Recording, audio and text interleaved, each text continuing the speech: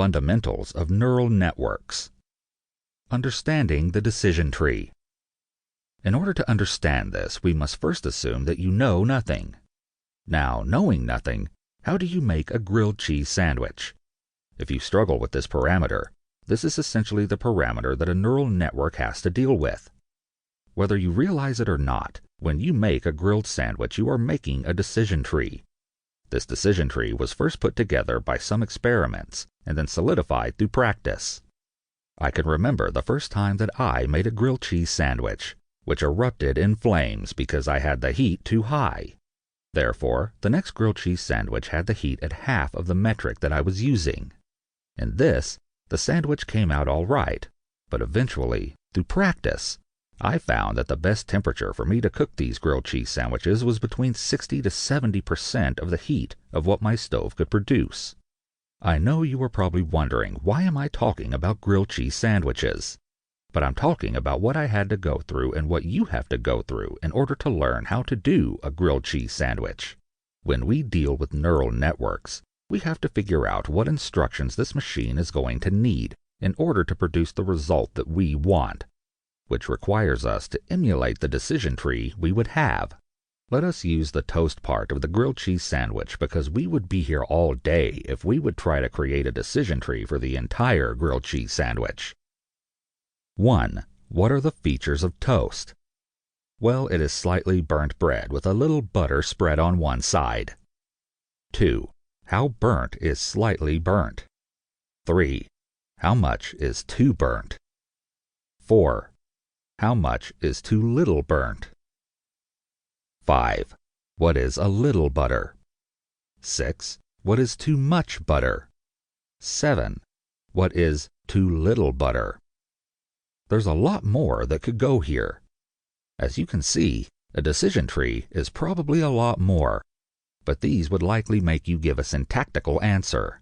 Too much butter is this, or too burnt is this, with a likely representation of a picture or a detailed description is what we humans would give.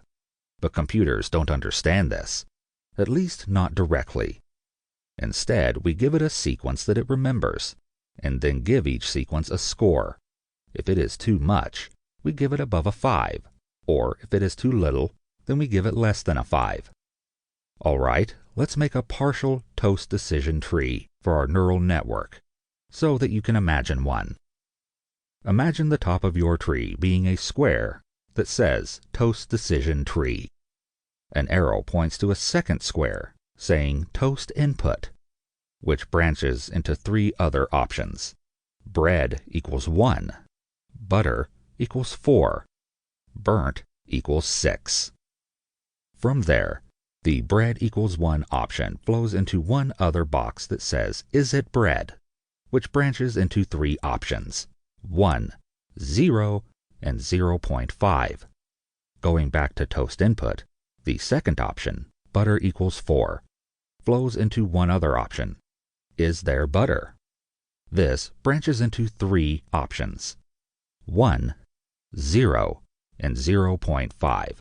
The branch that begins with burnt equals 6 flows into one other option, Is it burnt? From there, that branches into 3 options, 1, 0, and 0.5. Now imagine you have a flow of a red arrow and a green arrow. The red arrow starts under the bread branch, under Is it bread, at the 0 option. A red arrow will feed into the butter branch, right under the initial block butter equals 4. From there is also a green option arrow that flows over into the burnt branch under burnt equals 6. Now, there are 2 options that could flow from here. Under Is there butter, if both a green and red arrow flow into the 0 option, they will both flow down and go over to There is no toast.